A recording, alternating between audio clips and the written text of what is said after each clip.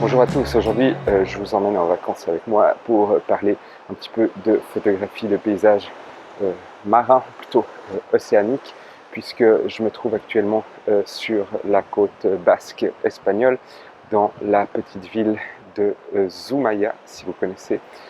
C'est à mon sens un spot de photos assez sous-coté, puisque quand on pense à la photographie de l'océan, on ne pense pas forcément à venir au Pays Basque. Et puis si vous êtes en France ou même en Suisse comme moi, je vous recommande vivement d'y venir. C'est moins loin que l'Écosse par exemple, ou même que l'Islande, qui sont des spots très connus. Et puis on y mange beaucoup mieux, croyez-moi. Donc l'idée c'est de faire un petit road trip depuis la Suisse. Je me suis tapé déjà à peu près 1200 bornes en 2 jours, je vous rassure. Et puis j'ai fait escale ici avant de continuer mon périple un petit peu plus à l'ouest, en direction de Santander, donc en Cantabrie. Aujourd'hui, vous l'avez vu, cette côte derrière moi est faite d'une roche tout à fait particulière, très intéressante au niveau photographique. Et puis, on va parler de ligne de composition, on va parler de vitesse d'obturation. Évidemment, quand on parle de photographie de l'eau en mouvement, ça a toute son importance. Et puis, on verra quelques clichés intéressants, en tout cas, je l'espère. Alors, pour cette composition, vous le voyez, j'ai choisi de me servir de la forme de ces roches tout à fait typiques du coin, donc ces bandes, pour faire une sorte de ligne directrice dans mon image qui part du coin inférieur gauche de mon cadre pour se poursuivre jusque au bout de cette falaise là-bas. Et puis, vous le voyez peut-être sur mon écran, j'ai choisi de faire ma mise au point à l'hyperfocale, un peu plus loin que l'hyperfocale, pour tenter d'avoir toute l'image nette depuis les premiers rochers les plus proches jusqu'au fond de cette falaise. Bien vérifier, une fois avoir pris votre prise de vue, que c'est le cas. Si ce n'est pas le cas, vous faites plusieurs photos que vous viendrez stacker, mettre ensemble sur Photoshop ou sur Lightroom de retour à la maison. Très important aussi, vérifier votre histogramme, histoire de vous assurer que le ciel n'est pas cramé. En tout cas, là-bas où se trouvera le lever du soleil d'ici quelques minutes, il est 7 h du matin actuellement. Tout à l'heure, on avait des belles lumières, un ciel un peu rouge, mais malheureusement, il y a des nuages qui se sont mis sur l'horizon, ce qui n'est pas l'idéal, mais enfin, ça va quand même faire des photos sympathiques, je l'espère. Et puis, comme deuxième composition, je vais essayer ensuite, derrière moi, de photographier ces magnifiques falaises un petit peu grises qui ont l'air d'être faites en feuilles, comme ça. On va voir tout à l'heure ce que ça donne. Je ne sais pas si c'est visible sur l'écran de mon appareil, mais j'ai essayé de faire en sorte que cette petite touffe d'herbe, cette plante, ne coupe pas les rochers qui se trouvent derrière dans l'eau et qui rappellent cette forme particulière de la roche qui nous entoure. Donc ça se joue à quelques millimètres. Cherchez bien votre composition d'abord à main levée, sans le trépied, et puis dès que vous avez trouvé quelque chose qui vous convient, posez seulement votre trépied au bon endroit. Et parfois, comme vous le voyez, ça joue à vraiment rien pour améliorer une composition.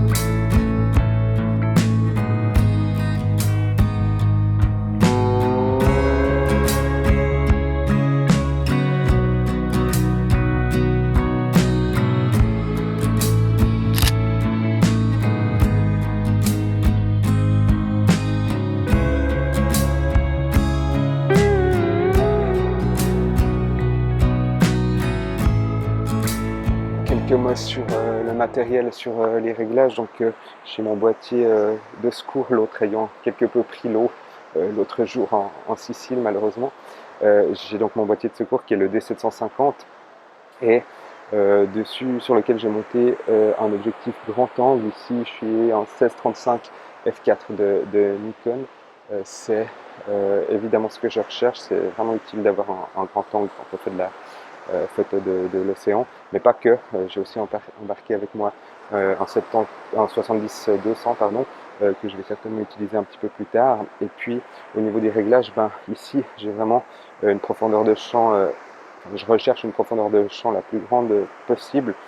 Et donc quand on est à 16 mm, ça pose pas trop de problèmes. Toutefois, par sécurité, j'ai quand même fermé mon ouverture à f13 pour encore maximiser cette profondeur de champ. Et puis comme je vous disais tout à l'heure, vous faites des essais, l'idée étant d'avoir l'intégralité de l'image le plus nette possible. Et vous le voyez peut-être, le soleil est en train de se lever. Je vais donc pas tarder à prendre quelques photos.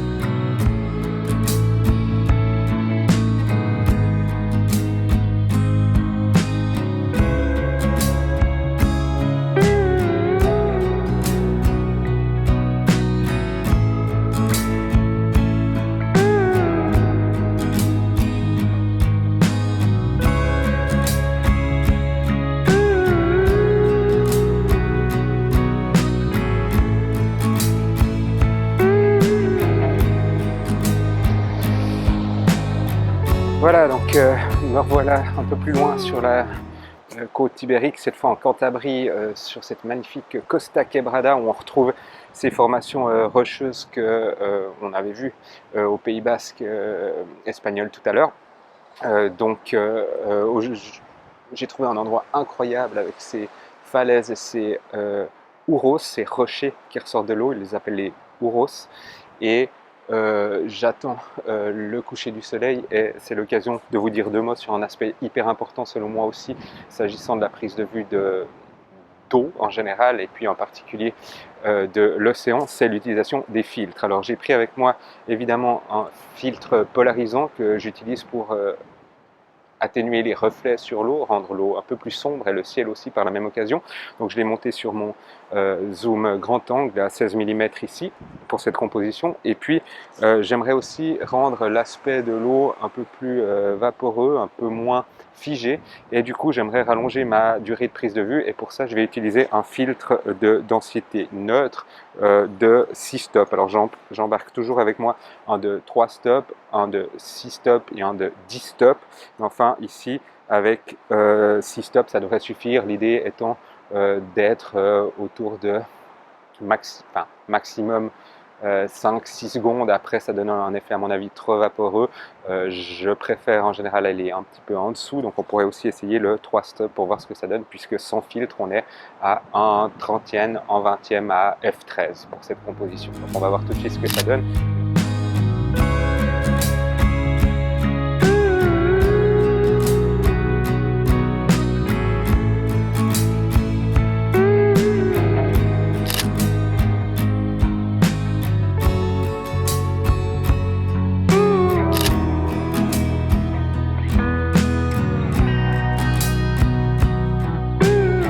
Comme souvent, il faut faire des essais. Et puis là, en essayant, je me suis rendu compte qu'avec le filtre de densité neutre, le ND de 6 stops, j'avais un temps d'exposition beaucoup trop long à mon goût pour conserver un petit peu de mouvement dans les vagues.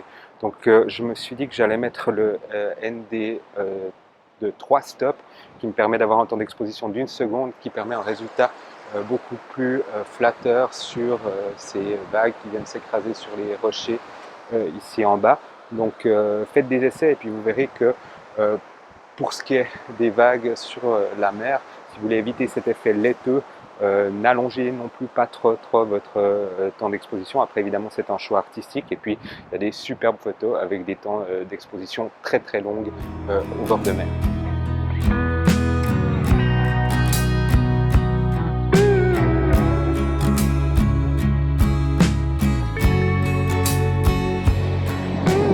Toujours pour l'utilisation du filtre, ce que je vous conseille de faire, c'est de ne pas monter de filtre ND tout de suite.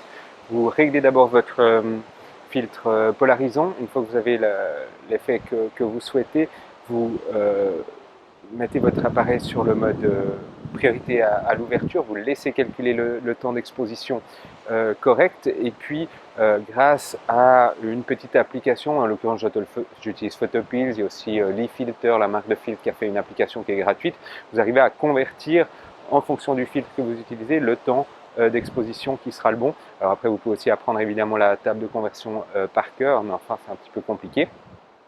surtout pour moi. Donc vous utilisez cette petite application bien pratique et puis vous passez votre appareil sur le mode manuel, vous réglez le temps d'exposition indiqué par l'application et puis vous déclenchez. Vous n'oubliez bien entendu pas de faire votre mise au point avant puisque sinon vous aurez un petit peu de peine, ou en tout cas votre appareil aura un petit peu de peine à faire l'autofocus une fois le filtre monté. Et puis voilà, vous faites des essais, vous regardez le résultat qui vous va le mieux. D'ailleurs, j'ai fait, si ça vous intéresse, une petite vidéo sur le sujet des longues expositions dans un petit épisode de mon vlog. Je vous mets le lien ici au-dessus si ça vous intéresse d'y jeter un œil. Alors quand arrive le coucher du soleil, comme maintenant derrière moi, alors il est un petit peu masqué, mais enfin c'est quand même l'occasion d'utiliser des filtres dégradés. En l'occurrence, ça ne fonctionne que si c'est des filtres carrés, donc il vous faudra un porte-filtre. Et ça vraiment permet de harmoniser la plage dynamique sur votre photo, puisque quand on est au coucher du soleil, ou au lever d'ailleurs, on a souvent au bord de mer le ciel qui est très très lumineux, et puis les rochers par exemple qui seront beaucoup plus sombres, donc ça permet d'amoindrir, on va dire, le ratio entre la zone la plus sombre et la zone la plus lumineuse, et donc d'aider votre appareil à avoir un rendu correct et pas une zone cramée ou une zone complètement sous-exposée. Donc c'est vraiment un filtre intéressant, même si certains vous diront qu'on peut vraisemblablement arriver au même résultat en post-production, en retouche sur Lightroom, ailleurs par exemple lorsqu'on développe le RAW.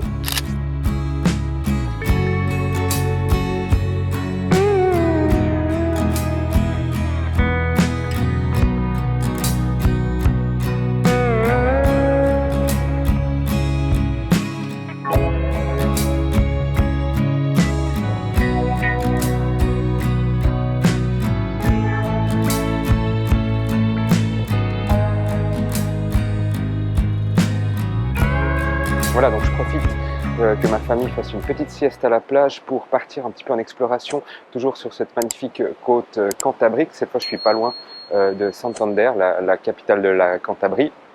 Et puis, comme vous le voyez, il est midi, la lumière est très dure, le paysage aussi. D'ailleurs, il y a pas mal de vagues, c'est intéressant.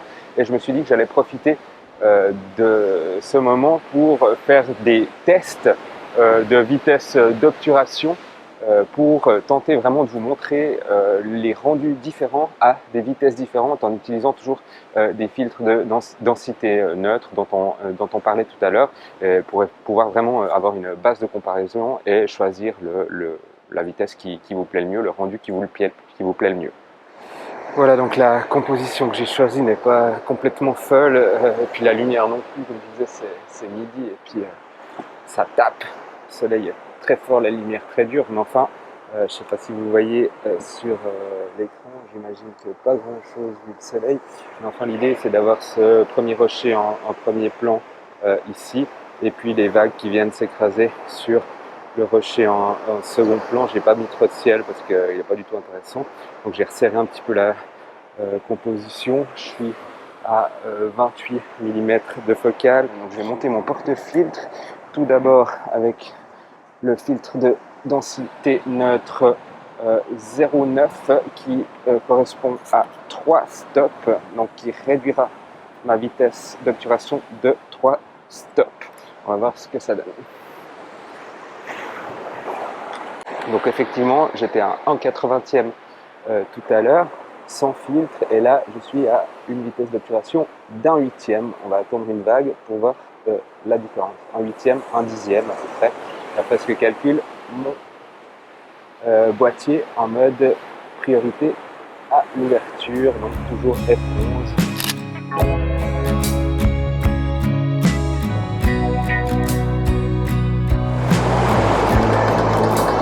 Waouh! Je vous invite à mettre votre appareil photo en mode rafale et à mitrailler lorsqu'une vague s'approche. Elles sont énormes, c'est magnifique. On va essayer cette fois avec un filtre plus gris, plus puissant. C'est un 6 stop, donc 2 fois plus puissant que celui de tout à l'heure. Et là, bam, magie, ma vitesse d'obturation descend à 1 seconde environ. C'est assez sympa, je trouve, le résultat. Mais enfin, peut-être les vagues sont trop importantes pour vraiment trop vite, trop puissantes pour vraiment conserver un petit peu de mouvement. J'aurais presque tendance à dire que le résultat avec le filtre des 3 stops était plus intéressant.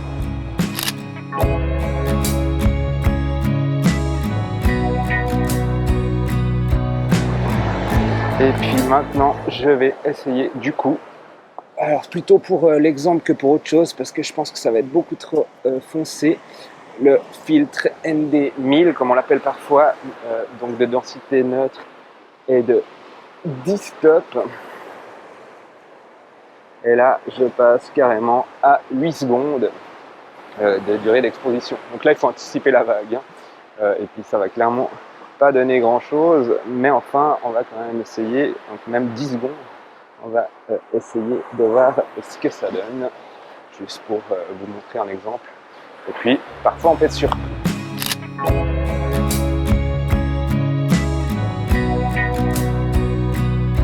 Je vous mets le résultat de ce test avec les 3 filtres différents, donc le 3 stops, 6 stops et 10 stops, pour que vous puissiez comparer et vous faire une idée.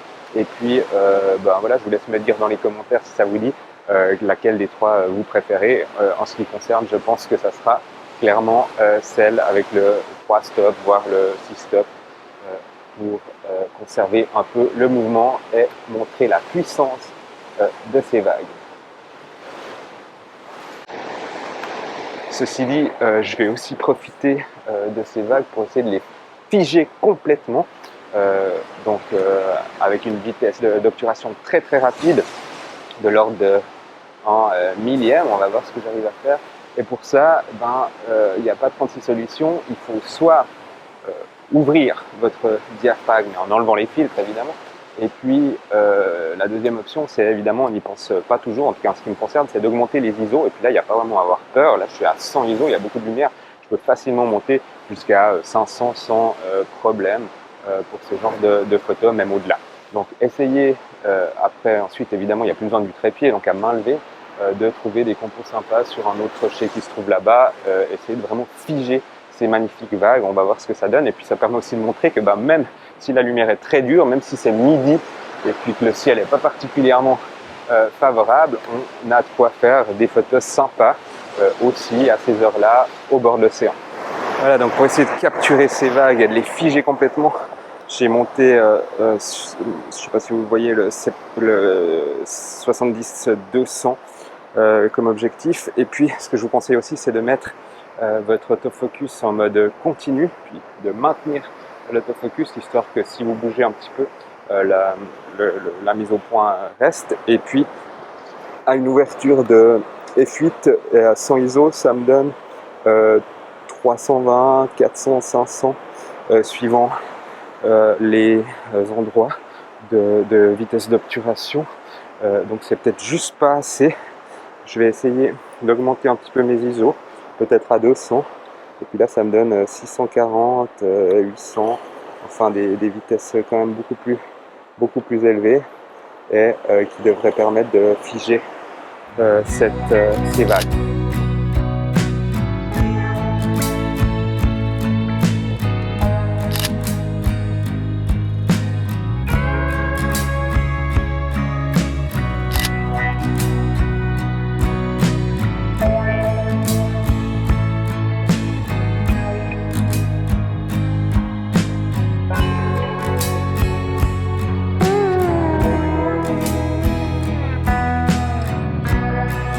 Voilà revenu sur ce magnifique spot que j'ai photographié au coucher du soleil l'autre jour.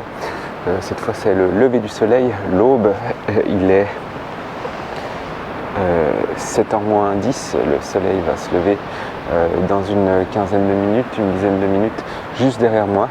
D'après mon appréciation, d'après Photopills, il devrait se lever dans l'alignement de ces formations rocheuses que je veux photographier aujourd'hui, qui s'appellent des Zuros ici.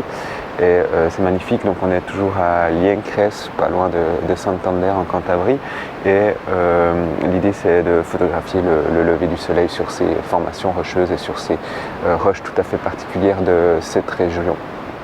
Donc, comme vous le voyez, j'ai choisi une composition verticale avec ces petites fleurs rose-violette en premier plan. Le soleil n'est pas encore levé, mais vous voyez déjà sur l'histogramme qu'on a beaucoup de sombre et beaucoup de haute lumière. Le ciel évidemment est des rochers qui se trouvent toujours à l'ombre, et c'est typiquement dans ce genre de cas, avec un énorme écart entre ces ombres et ces hautes lumières, que je vous conseille d'utiliser un filtre gradué que vous venez fixer jusqu'à hauteur de l'horizon pour atténuer justement cet écart. Donc c'est ce qu'on va faire tout de suite. J'ai fait ma mise au point à peu près tiers inférieur, et puis faites une photo test, vérifiez que la mise au point est ok sur l'intégralité de l'image. Comme je vous disais plus tôt, il existe différents types de fils gradués au niveau de la, je ne sais pas si vous voyez, la transition entre le sombre et le transparent, et ici on a un soft, c'est-à-dire que la transition est douce, et puis ici j'ai un plus dur, hard, la transition est plus marquée, quand bien même la réduction de la lumière est la même. Donc quand vous êtes au bord de l'océan, vous pouvez essayer une transition plus marquée, puisque l'horizon est net et droit, ce qui n'est pas le cas en montagne par exemple. Donc on va le mettre en place, et puis essayer de vous montrer sur l'écran. Vous descendez jusqu'à que la zone sombre arrive à hauteur de l'horizon, et vous voyez tout de suite que votre histogramme est moins bizarre que tout à l'heure. Il n'y a plus ce pic dans les hautes lumières, c'était évidemment ce qu'on recherchait.